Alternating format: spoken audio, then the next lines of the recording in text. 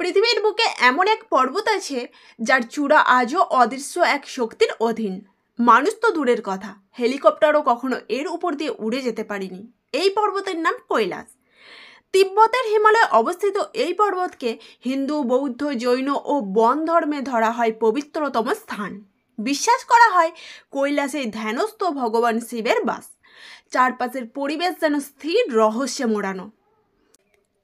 কৈলাসের গঠন আশ্চর্যভাবে পিরামিড আকৃতির, যার চারিদিকে নিখুঁতভাবে মুখ করা।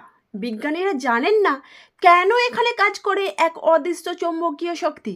যারা পর্বতে উঠতে গিয়েছে তারা কেউ ফেরেনি, বা ফিরেছে শারীরিক ও মানসিক দুর্বলতা নিয়ে। কৈলাস কি শুধু পাহাড়, নাকি এটি এক প্রাচীন অতিলৌকিক শক্তির প্রহরায় ঘেরা রহস্যময় গেটওয়ে? উত্তর আজও অধরা। এমন আরও অবিশ্বাস্য রহস্য জানতে সাবস্ক্রাইব করুন মিস্ট্রি এক্সপোজ।